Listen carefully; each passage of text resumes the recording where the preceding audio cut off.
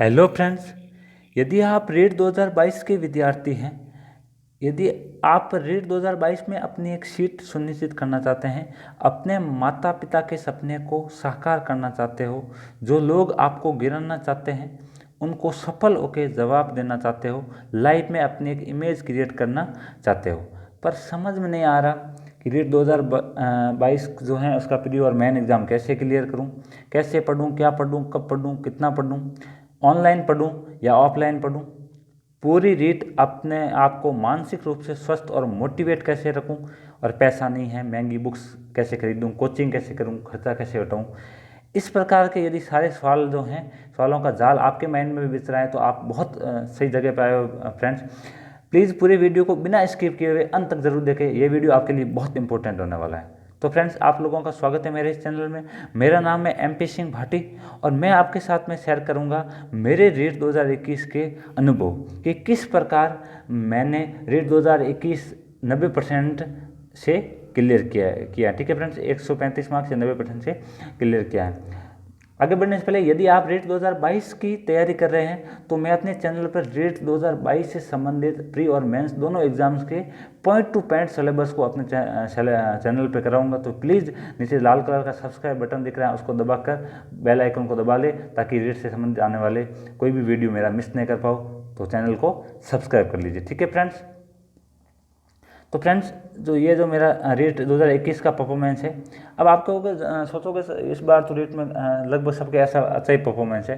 तो फ्रेंड्स, काफ़ी अच्छा है और मैं आपके साथ में मेरा रीट का परफॉर्मेंस शेयर करूंगा। ठीक है फ्रेंड्स, कि जो है मेरे सिलेक्शन के क्या तरीके थे, क्या क्या रणनीति मैंने अपनाई थी और कौन कौन सी गलतियां हैं जिसके कारण मैं जो है यहाँ तक कि रुका। बाकी मैं भी जो है 145 से 148 मार्क्स इजीली गेन कर सकता था। ठीक है फ्रेंड्स, तो ये सारी स्टेप्स आपके साथ शेयर करूँगा ताकि आप जो हैं रीट 2022 में बहुत अच्छे तरीके से क्लियर कर पाओ, बहुत अच्छी रैंक से। ठीक है फ्रेंड्स, एक बात फ्रेंड्स, इस बार जो रीट हैं, इस बार रीट के अंदर जो हैं वो लगभग जो 100 अपना जो 30 से ऊपर मार्क्स बहुत सारों का आ रहे हैं। ठीक है, तो 130 से ऊपर वाले मार्क्स जो हैं वो सारे कैंडिडेट फ्रेंड्स लगभग जो हैं वो एक ही क्वालिटी, एक बैकग्राउंड और एक ही योग्यता के हैं, उनके अंदर कोई फर्क नहीं है। तो फिर कुछ का सिलेक्शन हो गया तो कुछ का क्यों नहीं हुआ? तो फ्रेंड्स, उनके कुछ का सिलेक्शन हुआ है और कुछ का नहीं हुआ, तो उनके पीछे रीज़न है कि उनकी स्टार्ट से लेकर एंड तक की रणनीति। जिन लोगों ने स्टार्ट से एंड तक जो है वो एक सही रणनीति, सही पॉइंट्स को अपनाया है, फॉलो किया है, उनका सिलेक्शन हो गया, और कहीं किसी ने जो है थोड़ी मिस्टेक हो गई तो वो पीछे रह गए। तो कौन कौन सी बातें हैं या कौन कौन से जो टिप्स हैं जो स्टार्ट से एंड तक हमें फॉलो करना चाहिए ताकि हम जो है बहुत अच्छे से रीट को क्लियर कर सके, बहुत अच्छे जो मार्क्स गेन कर सके, बहुत अच्छी रैंक गेन कर सके। ठीक है, तो फ्रेंड्स, ये कुछ जो पॉइंट्स या टिप्स कह सकते हैं, रणनीति भी कह सकते हैं, जो कि मैंने महसूस किए हैं पूरी रीट अपने रीट की तैयारी के दौरान, वही मैं आपके साथ में शेयर कर रहा हूँ। ठीक है फ्रेंड्स, तो यदि और मेरा ये मानना है कि यदि इस रणनीति को यदि स्टार्ट से एंड तक फॉलो किया जाए तो फ्रेंड्स आप बहुत अच्छे से अच्छे रैंक ला सकते हो। इस रणनीति में भी ये भी बताऊंगा कि मेरे से कौन सा स्टेप थोड़ा सा मिस्टेक हो गया ताकि मैं 145 मार्क्स नहीं गेन कर पाया, मैं अपने टारगेट पूरा नहीं कर पाया। ठीक है फ्रेंड्स, तो इसमें पहला स्टेप है, सबसे पहली बात है स्टार्टिंग की है, खुद पर आत्मविश्वास मैं कर लूँगा। ये सबसे बड़ी बात है, सबसे पहले ही ध्यान रखना है, क्योंकि फॉर्म भरते ही फ्रेंड्स बातें चलनी शुरू हो जाएगी कि लाख लाख फॉर्म भरे हैं, अपना कहाँ नंबर आएगा, और ये बात हमारे माइंड में भी आएगी, आती है, मेरे भी आई है, सबके आती है, यार आएगा नहीं आएगा, इतने सारे हैं, अपने से होशियार तो बहुत ज़्यादा होंगे, ऐसी बात आती है। फ्रेंड्स, इस बात के ऊपर आपको सबसे पहले तो कायम रहना है, एक ही माइंड में बात लानी है कि मुझे तो सिर्फ एक सीट चाहिए। कितने कैंडिडेट हैं और कितने फॉर्म्स हैं, कितनी सीट्स हैं, आई डोंट नो, मुझे सिर्फ एक सीट चाहिए और वो मैं लेकर रहूँगा चाहे कुछ भी हो। सबसे पहले आपके माइंड में ये बात होनी चाहिए। फिर आते हैं सेकंड पॉइंट पे, जब इस बात पे आप पक्का हो जाओगे तब आपका कॉन्फिडेंस लेवल अपने आप ऊपर आ जाएगा। फिर सेकंड बात पे आते हैं, पढ़ना कैसे है क्योंकि आजकल जो है पढ़ने के बहुत सारे ऑप्शन थे, पहले लगभग कोचिंग थी, आजकल जो है ऑफलाइन, ऑनलाइन, सेल्फ स्टडी, घर पर शेयर पर, मैंने वो यूट्यूब से, चैनल से, किसी ऐप से, बहुत सारे जो हैं वो ऑप्शन आ गए हैं। ठीक है, तो अपन बहुत जितने ऑप्शन होंगे, जितने कहते हैं विकल्प होते हैं, उतना कन्फ्यूजन होगा। ठीक है ना, तो बहुत सारा कन्फ्यूजन होगा, कौन सा पढ़े, वो वहाँ से पढ़ रहे हैं, वो तो शहर से, जयपुर से, जोधपुर से पढ़ रहे हैं, उसका सिलेक्शन हो जाएगा, मेरा नहीं होगा, मैं घर पर हूँ।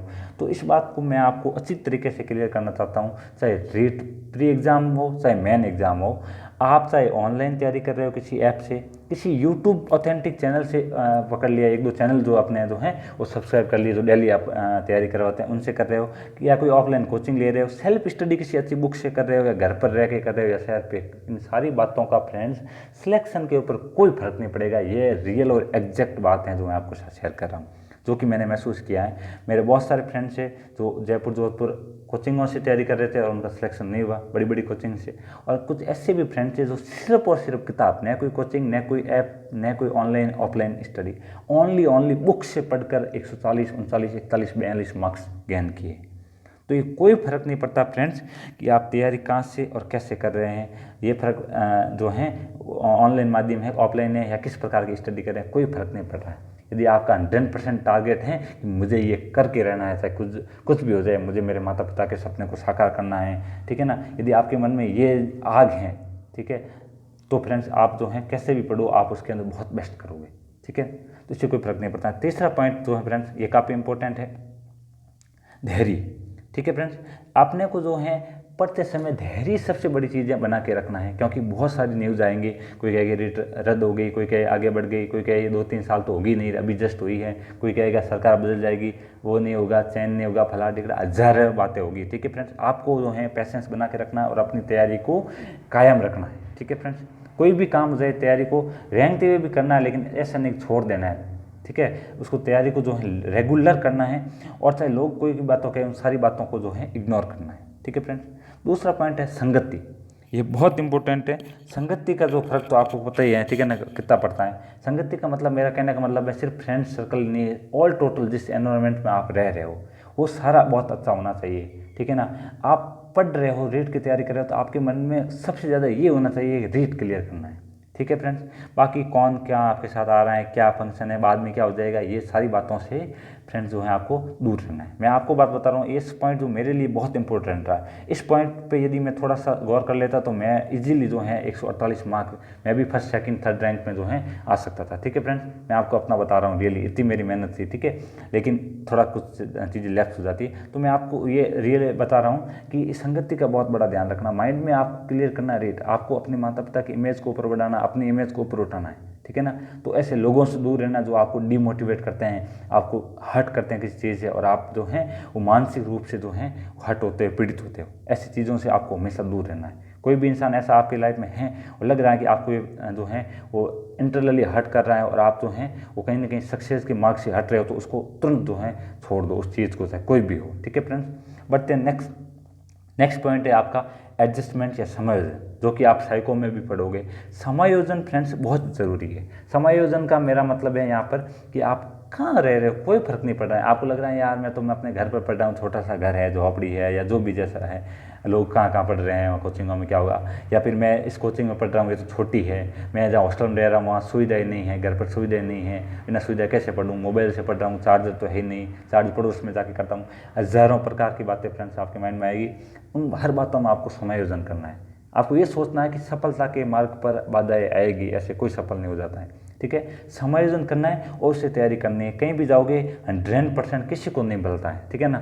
मारवाड़ी में क्या होता है, हैंग हुक नहीं होएगा, ठीक है फ्रेंड्स। तो सारे सुख कहीं नहीं मिलेंगे आपको, तो हर चीज़ में समायोजन करना है, जितना जैसा आपको मिल रहा है उसमें संतुष्ट रहना है, उसमें अपनी तैयारी को बेस्ट करना है। और लास्ट थिंग है विश्वास।